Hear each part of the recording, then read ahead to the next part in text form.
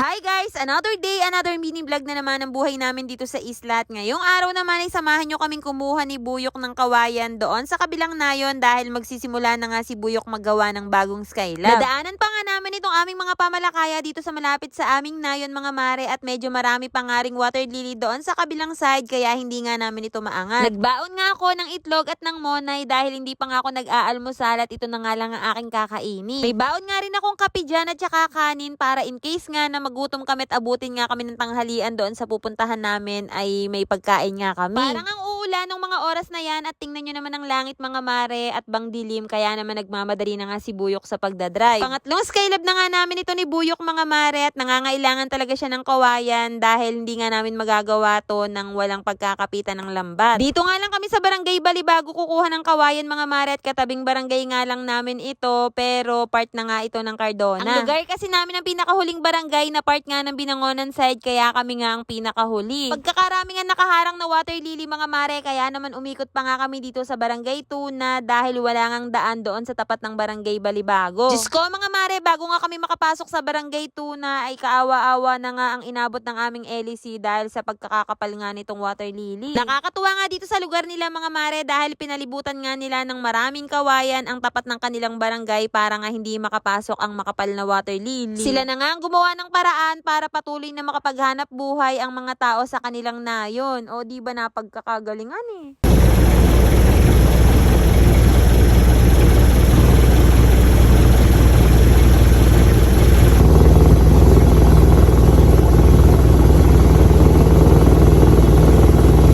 Nakita pa nga namin itong dalawang miyembro na vlogger na sa Laula and Friends at palabas nga sila ng lilihan kaya naman tinulungan na nga sila ni Buyo. Noong nakaduong na nga kami dito sa tapat ng barangay Balibago mga mare, nakita nga namin na hinahakot na yung mga order namin na kawayan. 40 pieces nga na kawayan ang order ni Buyok sa kanila mga mare at tamang-tama nga lang iyon sa paggagawa ng skylab. 90 pesos nga ang isang kawayan kaya naman yung order nga namin ay nagkakahalaga ng 3,600 pesos. Habang nag-aantay nga kami na makumpleto itong mga kawayan na order namin mga mare ay niyaya na nga rin ako ni Buyok doon sa may pinagbabagsakan ng mga kawayan sa may itaas. Halos puro puno nga ng mangga itong nadadaanan namin at may mga kawayan nga dito sa may lupa at yan nga daw ang padaus-usan or padaus-dusan.